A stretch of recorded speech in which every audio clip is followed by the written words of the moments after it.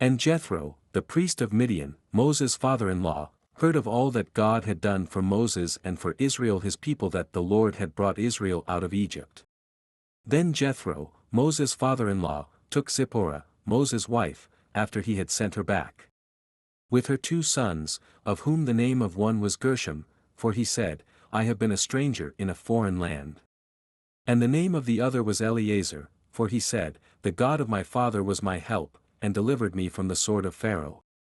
And Jethro, Moses' father-in-law, came with his sons and his wife to Moses in the wilderness, where he was encamped at the mountain of God. Now he had said to Moses, I, your father-in-law Jethro, am coming to you with your wife and her 2 sons with her. So Moses went out to meet his father-in-law, bowed down, and kissed him.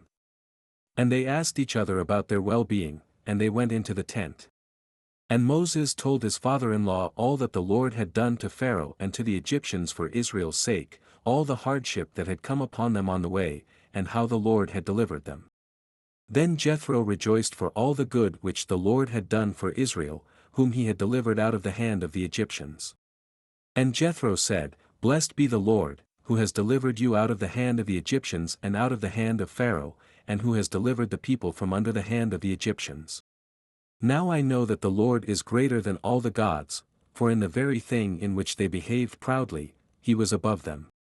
Then Jethro, Moses' father-in-law, took a burnt offering and other sacrifices to offer to God. And Aaron came with all the elders of Israel to eat bread with Moses' father-in-law before God. And so it was, on the next day, that Moses sat to judge the people, and the people stood before Moses from morning until evening.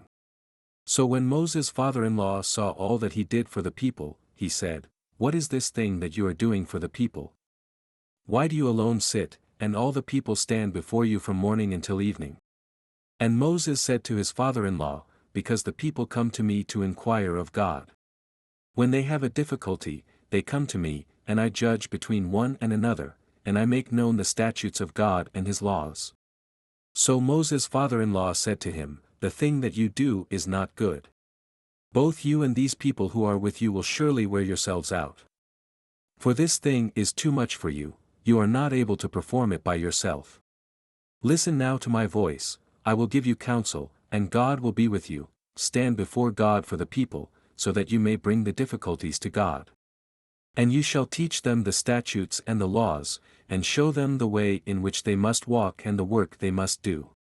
Moreover you shall select from all the people able men, such as fear God, men of truth, hating covetousness, and place such over them to be rulers of thousands, rulers of hundreds, rulers of 50s, and rulers of 10s. And let them judge the people at all times. Then it will be that every great matter they shall bring to you, but every small matter they themselves shall judge. So it will be easier for you, for they will bear the burden with you.